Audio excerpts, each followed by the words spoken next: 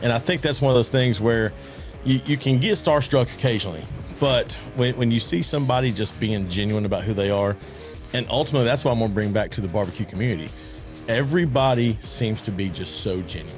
Your father was a very special person. Would you be able to kind of summarize what you believe he means to the barbecue community?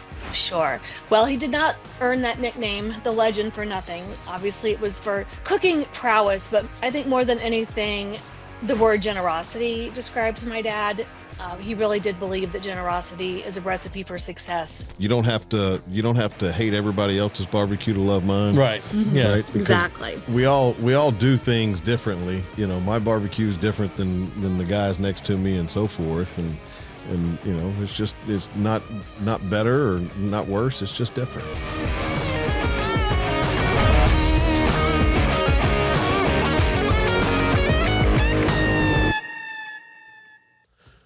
Welcome back to Single Tree Nation. I'm your man, Charlie Eblin, and as always, we have our illustrious co-host, Mr. Derry Wells, with us today. What is up, everybody?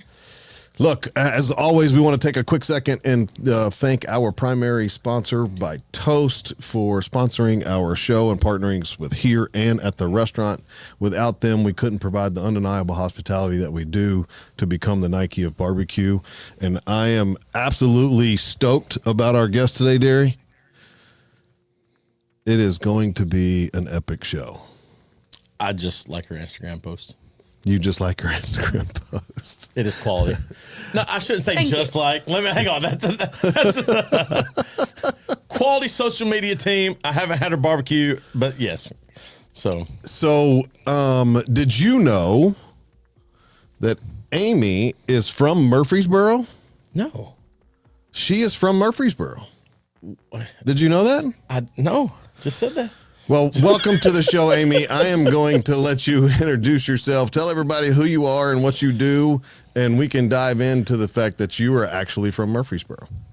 Well, we actually say Murfreesboro, so we're spelled a little bit differently, but that's Gotta okay. take the R out.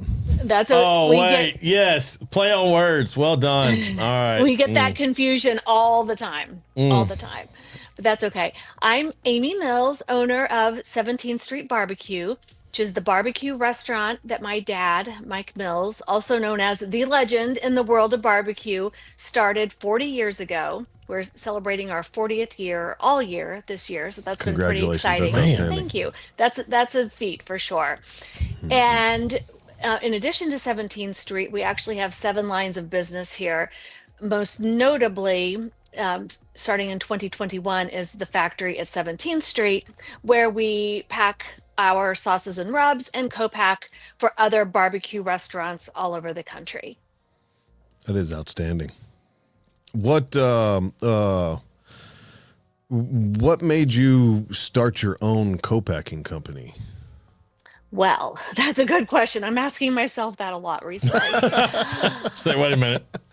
This is way harder than I thought it was going to be. We wanted to take back production of our own product because if you use a co-packer, you know that sometimes that product is not exactly what it's supposed to taste like after they have manipulated your recipe and used other products that you didn't quite start out with. And we not only wanted to bring that production back in-house, but our town is a factory town. At one time, we had 5 factories in Murfreesboro. It was really a booming hub of activity here. And one by one, those factories all went overseas, really decimating our town. You could see where the factories were located and all the little homes that were around them. It was possible to live a very quality middle life here in Murfreesboro with good jobs, good pay, nice housing. You could walk to work, and that's gone away. And so I wanted to bring back a factory to our town. And in doing that, I wanted to bring other people's money into our economy here. So when we are bottling sauces for somebody in New York or in California or any point in between, that's obviously an influx of funds that are coming into our economy. It's also provided a career path for some longtime people who we have here at 17th Street. Philip Hearn, who's our company pitmaster, he's been with us since 2004. He's now the factory manager. So that was a great career path for him. And we have 2 other people who've been promoted and or made lateral moves over into the sauce factory. So it's another revenue stream. It's something that's not dependent upon the restaurant world, which I don't know how Yeah. things are in your neck of the woods, but the winter is always very dicey for Yes, us ma'am. when it's cold and dark. And, the hope is that we have this as just a different sort of revenue stream. Yeah, the industry. I think 2025 ended with the industry as a whole, restaurant business as a whole, ended at about 5 or 6% down over Yeah. 2024, and it was a very tough year for a lot of people. A lot of businesses closed in 2025 and continue to struggle today. It's the restaurant business not easy by any means. So good for you for recognizing that and diversifying. By all means, we at Singletree think about that quite often, and how we can diversify our revenue streams and continue to grow the business in different ways. So, well, Amy, I would like to take it back. We're talking about 40 years of barbecue. This was started when you were a very young lady. Yes, and I actually ran far and fast from this world when, I went away to school. I lived in Boston for Sounds like our 20 Murfreesboro. plus years. Didn't you run away from our and Murfreesboro? I did. Yes. So far as fast as I could go.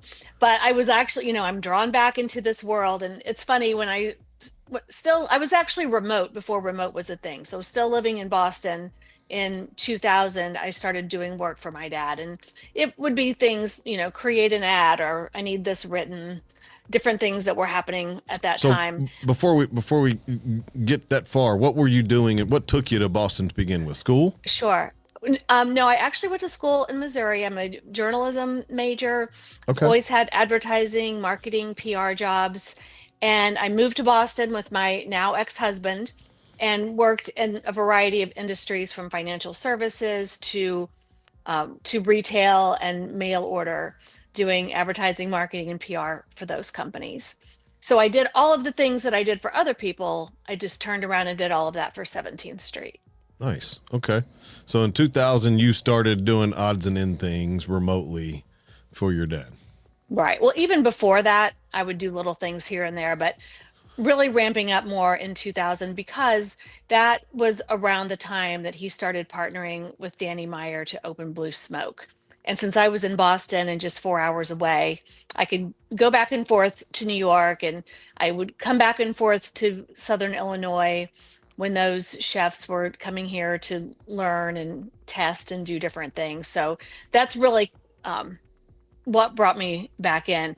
And once I got back in, I started looking around, and all these people who I thought were a little bit weird when I was growing up, I realized they weren't all so strange after all. We all know barbecue is a very unique subculture of Yes, ma'am. America. And I just looked at all of those people and all of the things that were happening through a different lens. And that's when I decided to write Peace, Love, and Barbecue, because at that time there was no book about barbecue that really talked about the people and the culture and what makes barbecue so special. I love it. I love it. So now, when did you were part-time-ish in Boston coming back? When did you come back to Murfreesboro and start really head first into the business? Well, as my children grew and then went away to school, I could be here more frequently and for longer stretches of time. When I was writing our second book, I was here for very long stretches of time because we were testing recipes and doing photography and different things like that. But my dad his health turned at the end of 2016, and so I really got a phone call and had to be on a plane the next day, and that was my entree back here full time. But before that, I was here for stretches of time, couple, week here, week there.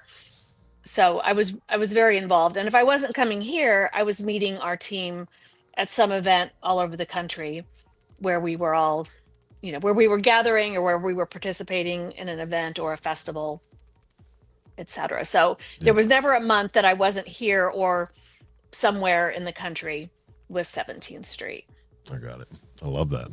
I love that. I mean, every show we have a segment that we call Dinner for Two. And I like to have this early in the show because I kind of think it sets a little bit of a tone of who you are and tells the world a little bit about yourself. If you could have dinner with anyone, any singular person, past, present, or future, doesn't matter who would that be and why? Oh, I wish you sent me that question in advance. That's No, difficult. that's the kicker. No. That's it. That's the Exactly. reason Put me we on the don't. spot. I know. Oh, what would I give? This makes me teary. For one more dinner with my dad. Oh, I love you. Oh, you just warm my soul. Yeah, that's amazing. Your father was a very special person. He, for people outside the barbecue world, probably don't understand how much he actually impacted the barbecue community and what he means to the barbecue community. Would you be able to kind of summarize what you believe he means to the barbecue community? Sure. Well, he did not earn that nickname, the legend, for nothing. Obviously, it was for cooking prowess, but I think more than anything, the word generosity describes my dad. He really did believe that generosity is a recipe for success, and he took every phone call, would sit for hours and talk to somebody about the barbecue business, try to help somebody in any way that he possibly could, often to the detriment of our own business or what we were trying to do in a day. And, he has forgotten more about barbecue than most people will ever know. He really embodied, barbecue sauce was in his veins. He really embodied the spirit of barbecue. I just don't know another person, dead or alive, who symbolizes barbecue more than Mike Mills. And obviously I'm a little biased, but I would still be hard pressed to find that person. Bias or not, you hit the nail on the head there.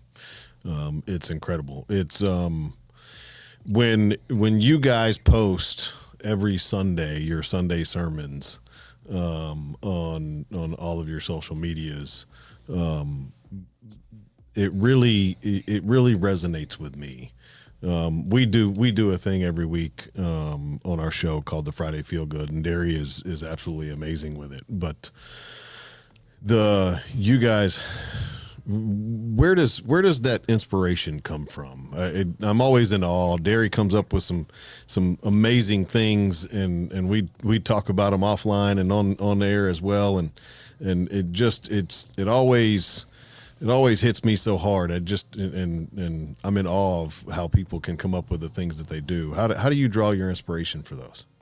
Well, what's interesting to me too is that I gather all this inspiration. I have little notes in my phone and screenshots and quotation books with sticky notes in them, but I never know week to week. I just have a giant list that I put up, and somebody in the office will go out and pull the letters and put up the sign. And it's amazing how often that's the one I needed that week too. And it's just funny how it resonates with so many people. It really is the most widely shared post that we do, and obviously has nothing but yet everything to do with barbecue. And I always say that we're really in the business of selling community, but our conduit is barbecue. And that Sunday sermon really says it all. We're not saying come in and have a barbecue or come have a rack of ribs. It's just that inspirational message that is, shining a light for somebody. And I love when people come and visit our restaurant and they'll post a picture and they'll say Sunday sermon in the wild, or they'll take their picture underneath. I see people from town stopping in the middle of the road to take a picture of the sign. I started doing it, I really cannot remember how many years ago, and it just took off. I used to do them in color, then I decided to make them black and white so they just stood out on the grid, and it kind of signaled to you that was what was coming that week. And as far as the inspiration, some of those things are things that my dad told me growing up. Some of them are things I've come up with. Many of them I have found on the internet, or sometimes I'll just look in my book of quotes, or I'll Google, I need a quote about hope, or I need a quote about Christmas, or whatever I'm trying to post about that week. I think So one of the many things places. I think one of the things that's unique about y'all's Sunday sermon and just anybody that is touched by those kinds of posts, oftentimes we're looking not necessarily for the post, but for ways where we can be improved upon. I got a friend of mine who is really good about just kind of saying the right word to me at the right time. And there are sometimes like, how do you know what I'm going through? But at the same time, I think that we just are in those seasons of life. Those words, those quotes, those whatever, they really help us out, because I've done similar what you said. I've posted my Friday Feel Good, or I'll be looking it up. I've had one stored in my phone for a while. We'll dig this one up. And it hits me just as much as it hits anybody else. Selfishly, I started out doing the Friday Feel Goods for self. And because I was like, if it's helping me, it'll help somebody else. But I'm glad to know that other people that post positive messages are also searching, because sometimes it gets difficult to find just the right one, or I'll sit on it for a while, like you said. And I didn't know there's a quote book. I need to go get one of those. So Bartlett's Book of Quotations. Man, I'm buying it. I'm going to take notes right now. Yes. I can't do anything else on my phone, so I may as well do that. So look, every Sunday morning when I get up, it's one of the first things that I look for. It brightens my day in so many ways. I couldn't tell you. I just couldn't tell you how much it means to me. Well, that feels great to hear. Well, I'm nobody. I just cook barbecue down here in Murfreesboro. So we and love doing it, but those quotes are some of them are, man, you want to talk about pulling on some strings. It's it'll get a or hold a punch of you. in the face, right? Right Yeah, between the eyes. or knock you right Yeah. back on track. Absolutely. which is wonderful. Absolutely. I've been known to push people off cliffs from some comments that I've made before, and those help me get right back where I need to be too. So, Amy, let's take a quick break. Get a word from Dead Meat Society, and then we'll be right back. Most brands want something clean, polished, quite frankly, forgettable. Dead Meat Society is for the ones that just don't quite fit the mold. For the late nights, that meaty perfection, the hunger inside. Join the society, stay soft. deadmeatsociety.com. Go check it out. All right, welcome back, guys. I'm your man, Charlie Eblin. As always, we have our illustrious co-host, Mr. Derry Wells, with us today. We are talking with Amy Mills from 17th Street BBQ in Murfreesboro. I just love throwing that out there to put a play on the too words. many It's R's. great. I know. all right. It's hard for me not to say it. I can't help it. Amy, I'm from the South and a redneck. What do you want me to do? all the check marks right there. Just boom, go through the list. Amy, when you've got folks coming in the restaurant there, how many of them are looking at you guys as destination place? Hey, it's the historical side. Hey, I remember your dad, or something from a long lost point. Or how many of them are just new people in town wanting to try it? And do you try to cater to one or the other, or ultimately are you guys just trying to run y'all's business and let whoever walks in walk in? That is a great question. Half of our business every day is out of town, out of state, out of country. And literally every day there will be someone from another country in our restaurant. And we know that because we ask them where they're from and we write it down on a chalkboard. And it's fascinating to me, where they come from and what they're doing. Sometimes they're on a barbecue quest. Often they're on a barbecue quest, or they're here passing through. They've detoured to visit us. Some people will come with our Peace, Love, and Barbecue book, or Thrillist once did a list of 33 top barbecue restaurants. And I can't tell you how many people came in with a printout of that and said, will you sign this for me? I'm going to all of these barbecue places. So lots of barbecue tourism, lots of barbecue owners or enthusiasts, just people who love barbecue, or they're on a trip and they've Googled where am I going to eat in Southern Right, Illinois, right. and they make their way here.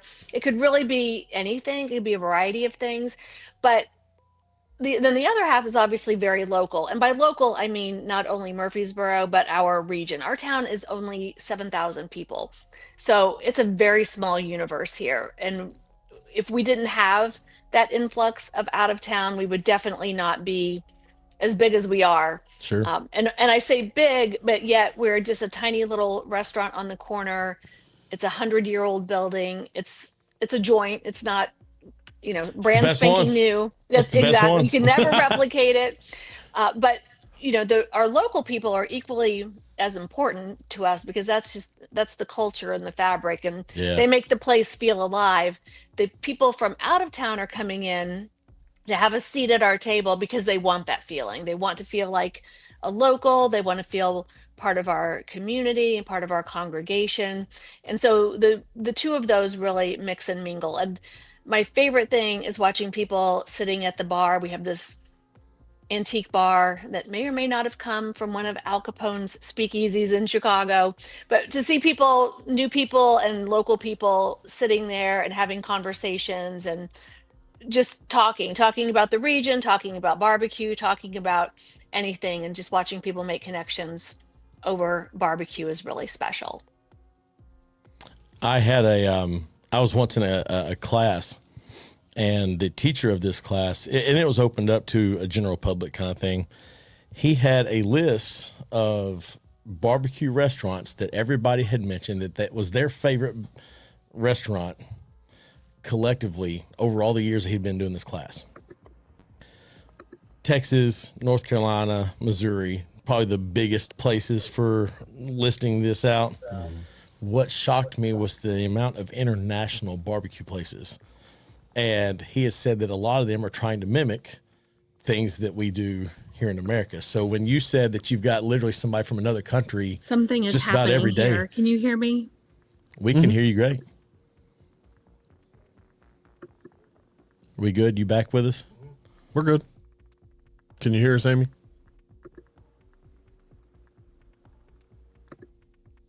I don't think she can hear us. Can you hear me? Yes, ma'am. Yeah, we can hear you. I don't know.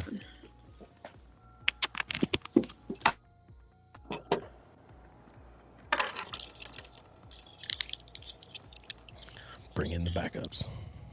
Here's the backup. That's that good. was weird. Can you hear us now?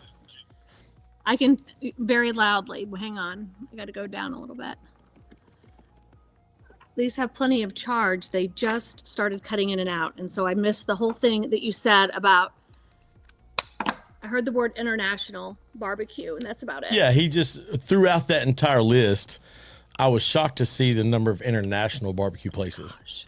And so then for you to say that just about on a daily basis, you guys have somebody, because they're always trying to emulate what we do from American barbecue, if you will, that y'all have somebody come in from out of country looking just to hit y'all's destination. And I'm just always surprised that when I think the word barbecue community or the phrase almost gets overplayed, but it's really a real thing. I mean, because you can walk into Charlie's restaurant or any other local places, and let's just be honest, the local places always have a better feel than the chains. I mean, I'm sorry, the chain doesn't know how to replicate that aspect of it. But it's simple. I can promise you that Amy loves her barbecue joint more than anybody else does. okay, and you love yours I more love than mine anybody more else. than anybody else does. And you get 12, 15, 30, 50 locations, and the person that owns them is the president of a hedge fund. Right. Right there, it's not the blood, sweat, and tears that have been put in from 40 years of making barbecue. Well, that's the ones I'm looking for. I want that little hole in the wall joint because that is what makes it. But it's just unique to me about how many people can try to copy that, how many people can try to be. That's their goal. And like you said, until you put in the heart and the soul of it, it's just not going to happen. So I'm always impressed. But that you have that many international visitors just really kind of makes me just be impressed. That's what Well, it is. to I'm be impressed. clear, to be clear, some of those visitors they're not necessarily barbecue people. They're here visiting Southern Illinois University, or they're here on vacation, or passing through for some reason. They're not, many of them are enthusiasts. Obviously, some of them are in that world, or they're competitors, lots of competitors from abroad. We have a set of seminars called On Cue, and we have 3 different seminars that we hold: a business of barbecue, a catering masterclass, and a whole hog extravaganza. And since 2009, we've had over 1,500 people from 16 countries and 45 states come to Murfreesboro to learn about barbecue. And so we've helped incubate barbecue businesses all over the world. And that is really pretty amazing. It's incredible. Do you know the 5 states that haven't shown up yet? I do. All right, we need to get them on. They need to be happening. Well, what are they? Well, Rhode Island, strangely, is one of the states. Their proximity means somebody should have been there. I know. Well, and I think about Rhode Island since I lived in Massachusetts for so long. Now I'm gonna blank, but I know for sure it's Rhode. Well, and I'm not sure that I've had someone from Hawaii.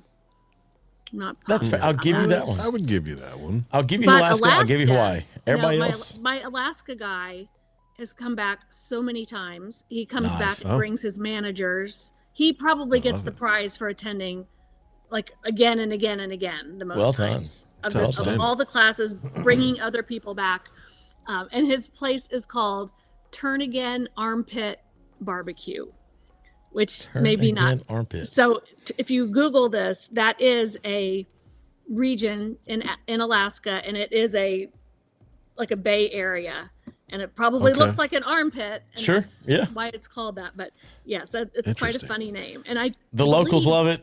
That he sold that recently. I think what's really funny is it's been long enough now that people who started these restaurants, several of them have now sold or retired. They ran it for 10 years or 15 years, and now they're exiting. So when and there's a sense then that you're almost the grandparent of some of these restaurants. And when you see what you've been able to foster from just a historical perspective, you said you guys have been in it 40 years. Some of these guys are selling off after 10 or 12 years.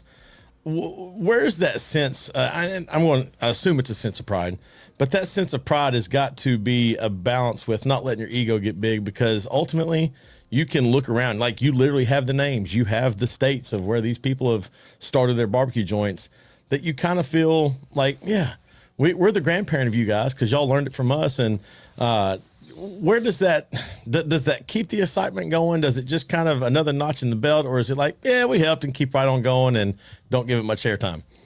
Well, I know it feels great, and it feels especially great when, the 50 best restaurant in every state comes out, and you can go through that list, and 5 of those people came through the class. The thing about the class is that what we're telling in that class is what we do. And obviously everyone is going to leave here and put their own spin on it.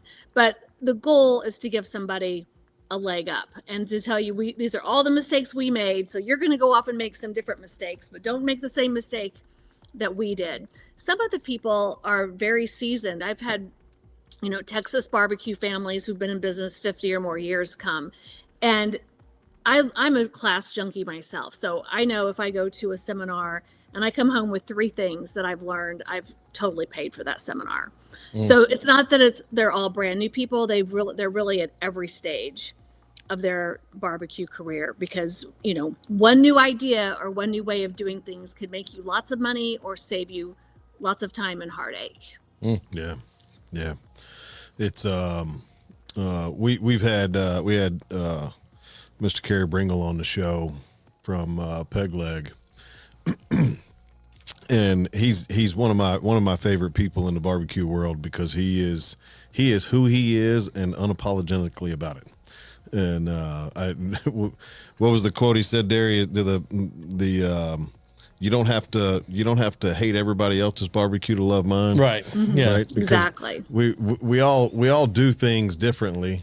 It's all, my barbecue is different than the guys next to me and so forth. And it's not better or not worse. It's just different. And you can learn something from everybody. So I love that. That's incredible. And, Carrie is an On Cue alum.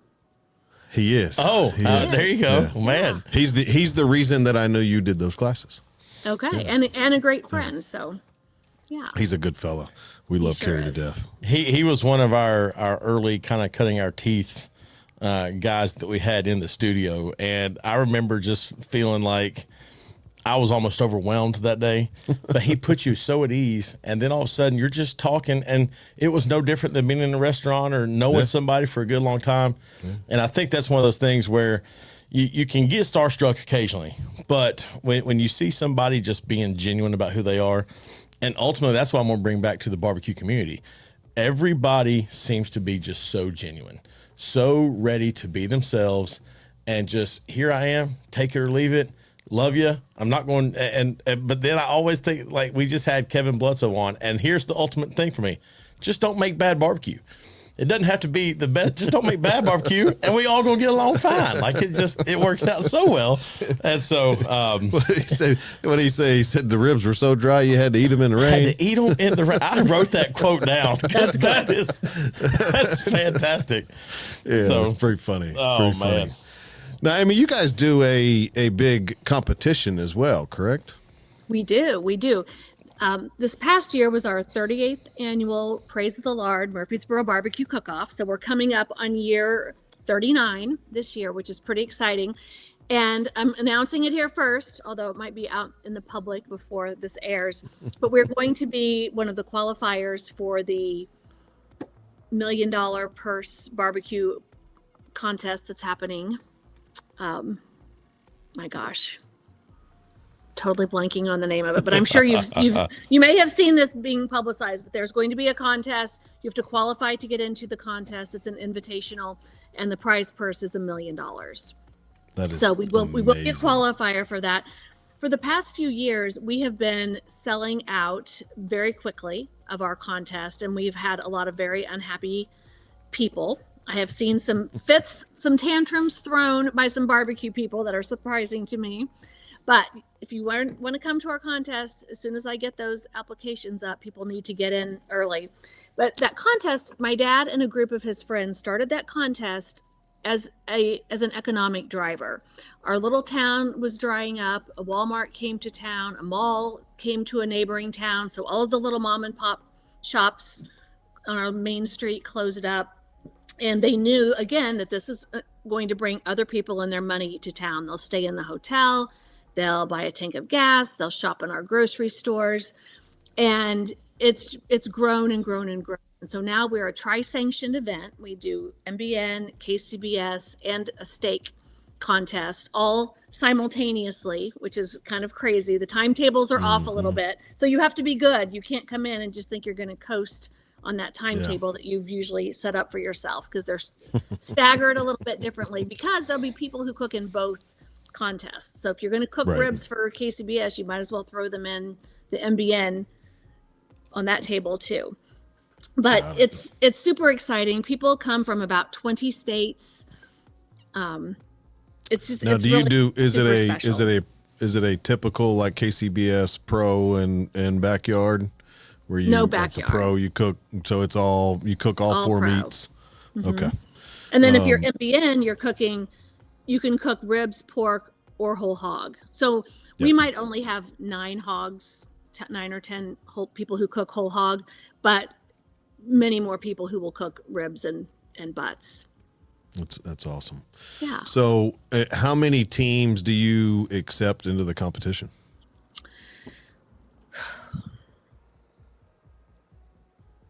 We had 58 KCBS teams, 24 MBN teams, and I think 9 of those were dual. And then we had a steak doubleheader. So we had like 38 steak teams on one day and maybe 29 or 30 the next day. And then we had ancillaries. So we had fish, wings, deviled eggs, and I have forgotten the 4th ancillary. We switch up those 2 ancillaries every year. So the fish and wings are on Thursday night, and the other ancillaries go along with the steak contest. So I can't remember. It was several hundred turn-ins that happen. Yeah, I was through all quickly of doing this. that math. And Yes, it's a lot. It's a lot. It's a lot. Yeah. So, and your comp is isn't it in May? No, It's in September. It's September. always the third weekend what's in after May? Labor Day. Memphis in Smoke May. Slam. That's what it Yeah. was. Well, Memphis, but Smoke Slam's taking a year off. So, but yeah. Okay. September, the third week in September. It's always the third weekend after Labor Day. So it sort of moves with the calendar. Yeah. Got it. Okay. And of course, one of the things that's special about our contest is that we have these amazing trophies. They are blown glass apples from a local glass blower, and they I are was works going of to art. bring that up because I saw that on your Instagram page. There are not many trophies that look that. I was It's going to incredible. absolutely compliment you on that because Well, that thank you. is well done. Whoever knocked that one out of the park, great idea, love it. So Well, I have to say, a good barbecue friend, Tommy Houston from Martinsville, Virginia. He has Pigs R Us barbecue restaurant. He competes mostly in the southeast area, but he said to me once, "You guys have this amazing contest, and you give those crappy trophies. You should have a better trophy." And I said, "You are right." And he showed me a Galax, Virginia has those fiddles that they give. Have you ever seen that? They have a fiddle. And then there's someone in his area that does a blown glass flame, just like Oh wow. a flame. And when I saw that flame, I thought, we have a great blown glass artist right here, and why don't we make apples? And what's funny is that guy had never made a blown glass apple of all the different things he's made, and he makes all these pumpkins and other vegetables. But when he made the apple, I said, "Now I want this to be proprietary. I don't want, any more apples out there. You have to earn an apple at our contest." And then I started seeing him at different art festivals, and I would see an apple on his table. And I said, "Hey, remember, this is supposed to be proprietary." And he said, "Well, that word proprietary has a couple different meanings." And I was like, No? no, I don't think so, but it's okay. You have to win the apple is the point. Yeah, I love it. And we wanted it to be something people would put in their home. You get the beer can trophy, it probably goes to your garage. But if you have a beautiful trophy, you're more likely to display that. Now, where is the contest in relation to the restaurant? So all of our businesses are within 2 blocks of one another in our little town. And across the street, we own a giant lot. I don't know how large it is, but it's very large. And the railroad ran right through our town and right in front of our building. And the railroad ran right through the middle of that lot. And so that is where the contest is. And a few years ago, that whole area had to be remediated. And, it was a little janky. It had some homemade, probably not up to code electricity going on that may or may not have been put in by, I don't know.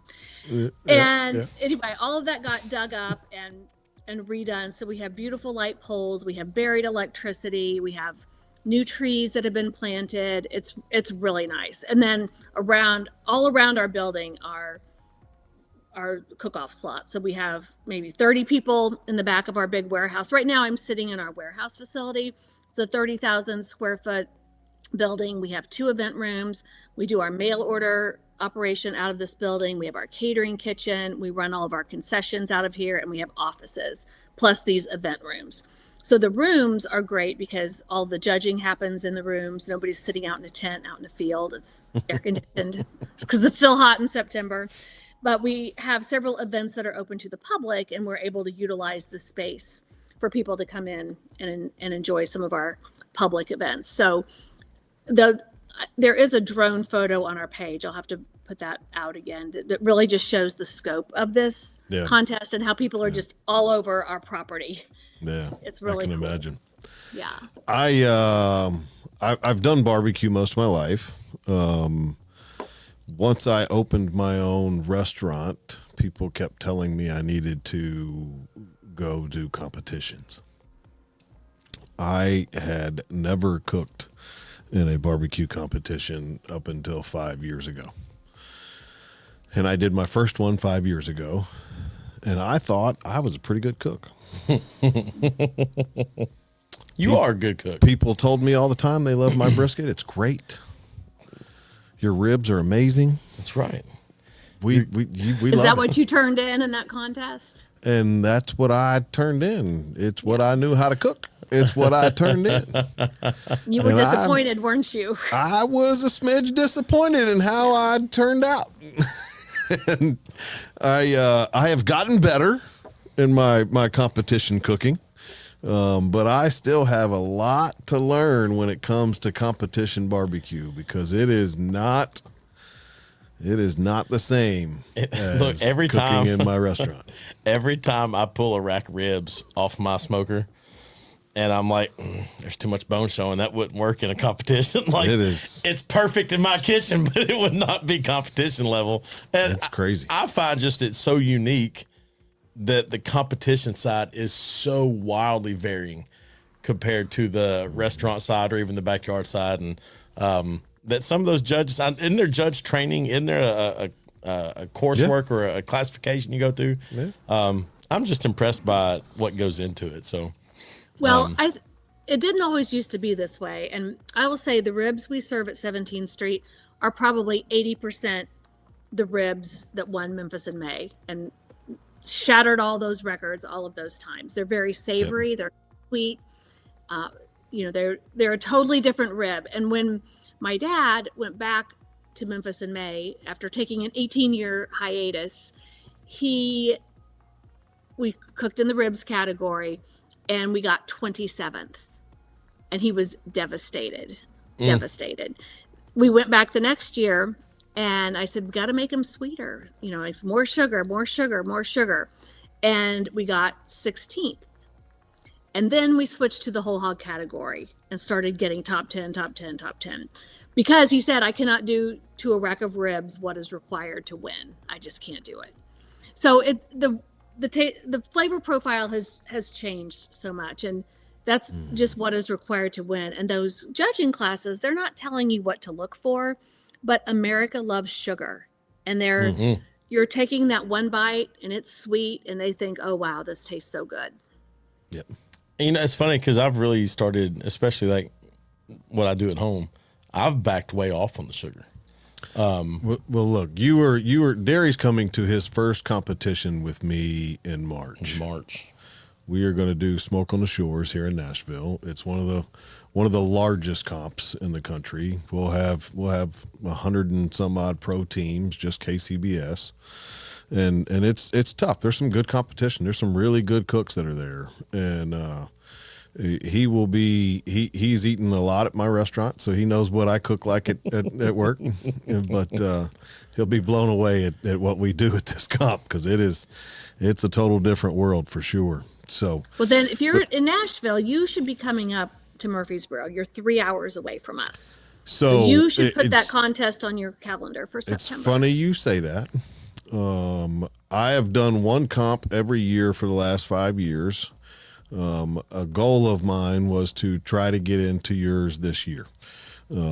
I've already signed up for. We're good to go on the Shores, but I wanted to do another one this year, and I was going to do another one last year, and I wanted to come to yours, but it was too late by the time that I had made that decision. So, but September is always a wonderful time to sit outside and cook barbecue all night. Absolutely. It is. So, and one thing we're really proud of at our contest is it is the top of the top cooks. People leave our contest and they go win the Royal the next weekend.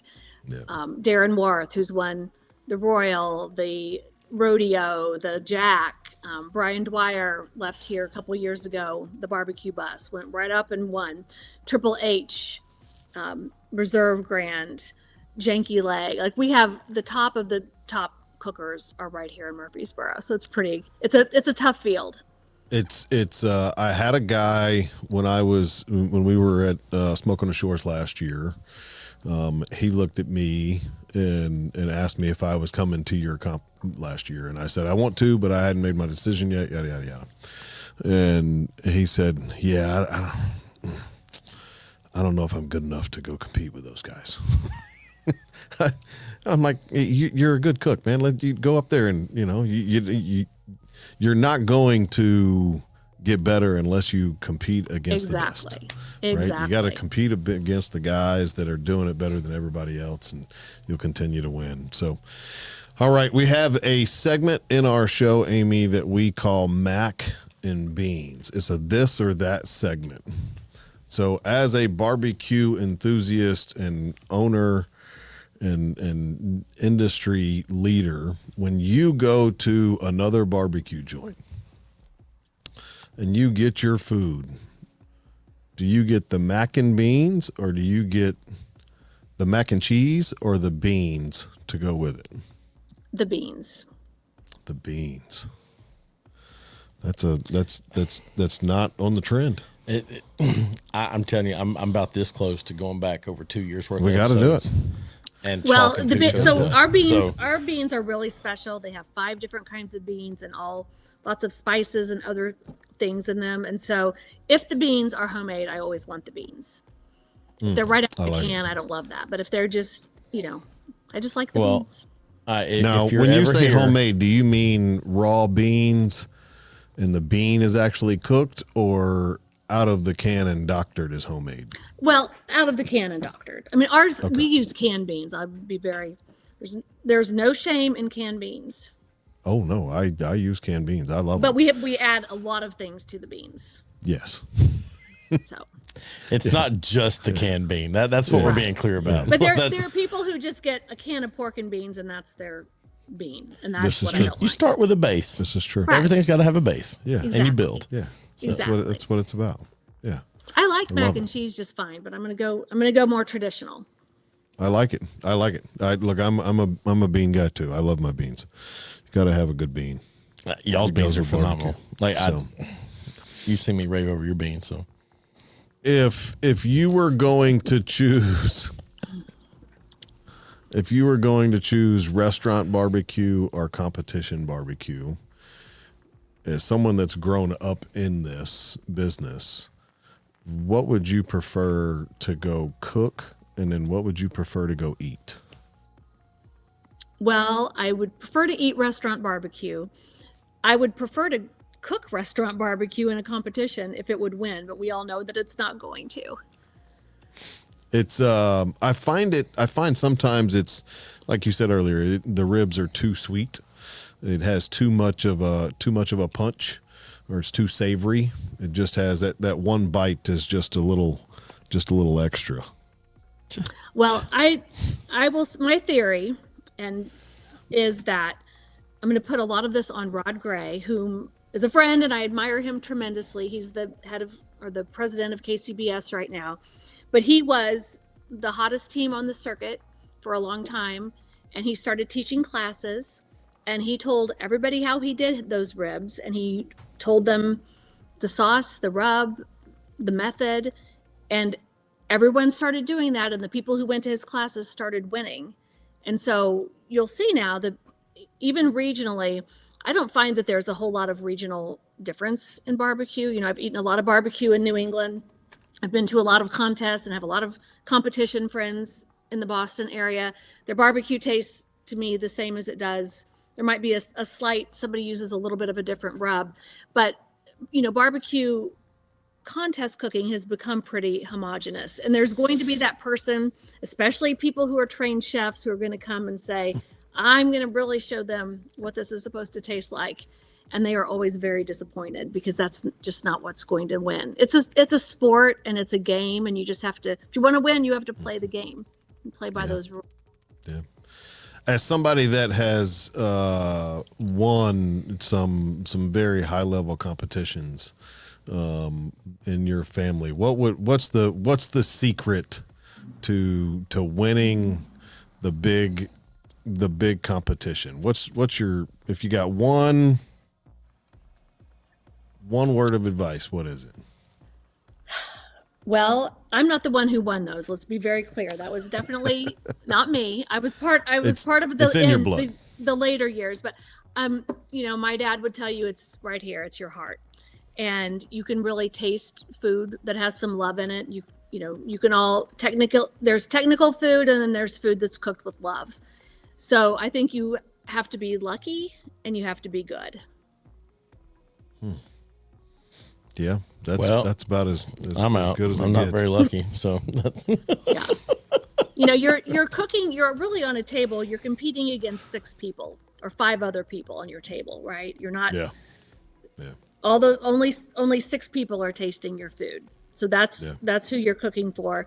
And you don't know if you're going to end up on a table that has a bad judge, a cranky judge, or somebody who scores low. You know, there's just so many wild cards. So it really is a game, and that's where the luck comes in. Yeah. Is there a group of people that show up at these things that like, hey, I'm just going to do something wild and throw it out there because that's what I like, knowing that, or are they willing to kind of step outside the norm a little bit and put their own thing out there, or are we truly competition, aim for the top, no holds barred? This is only do because like I'd go up there and like try to wild out a little bit and just here's mine, loved or hate it. You come right on up and do that. Yeah. Every year. Hey, that was code for come spend your money with us. You're going to lose. You come right on. You come right on. We'll have a good time.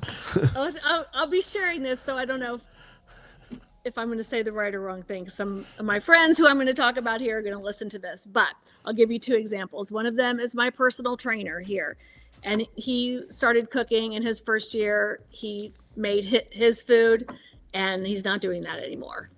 So all right.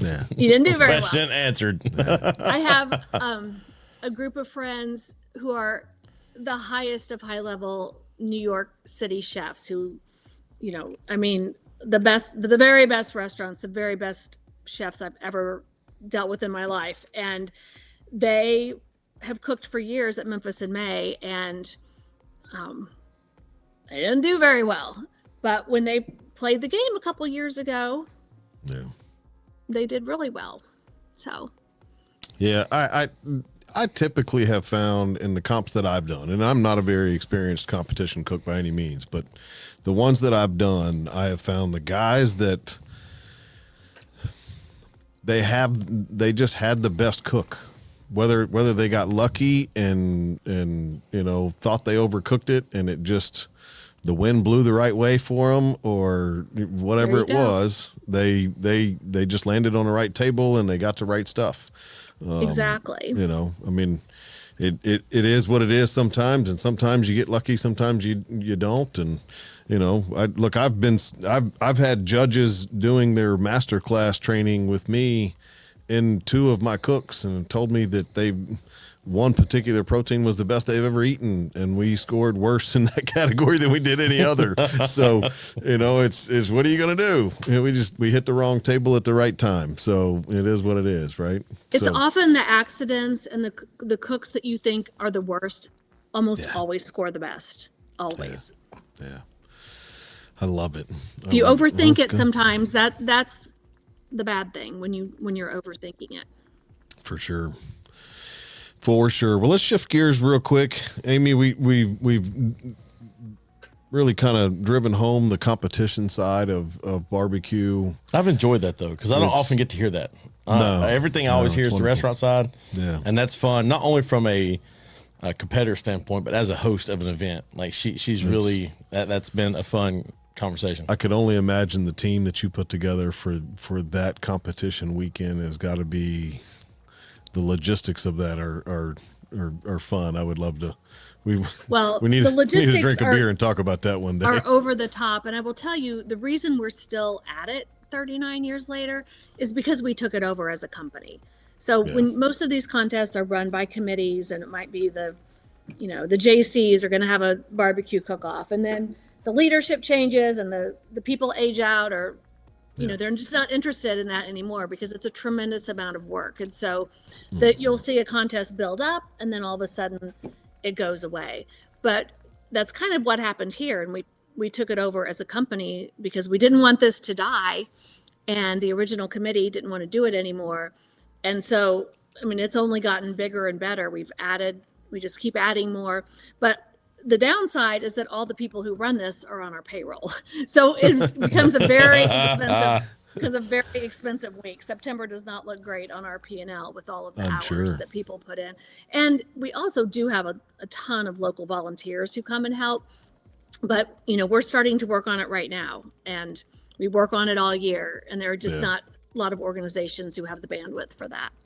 No, I couldn't imagine the amount of people I would have to turn around and hire today to have a competition next year, let alone sometime this year. I mean, that would be incredible for especially it's a one labor of of love for sure, and it's definitely not ever a moneymaker because all the money is going back out in expenses and prizes. So it's very much for the community. I love it. Well, we'll put it on the calendar and pay attention to when the registration opens, and maybe I can coerce my buddy over here to come with me. We'll have a good time. We'll have a good time. I think we should too. Yeah. Amy, one of the things that I've been talking to a lot of my barbecue friends about recently that are semi-celebrities of sorts. Obviously, you're a very well-known person. Your father was a very well-known person in the barbecue community and just in the restaurant industry in general. What is something you would like the world to know about 17th Street Barbecue that just gets overlooked because of the glitz and the glam of owning a restaurant per se, right? Everybody thinks we're going to have yachts and Lamborghinis and Ferraris and Rolls Royces and chauffeurs every day, but it's not quite like that. And what would you want the world to know about 17th Street and yourself as it doesn't get told all the time? Well, that's a good question because I feel like we're pretty much an open book and so much has been written about 17th Street or, featured on television. But I think, nobody will really know the amount of work it all takes and the amount of work it takes to cultivate a team and get that team to drink your Kool-Aid every day and to roll with the punches of the team. It really is all about the people, and the team is only as good as the weakest link. And that can be scary sometimes, as you know. So it's for the people, it's about the people, and the people are the hardest part, I think, about the whole thing. Yeah, very much so.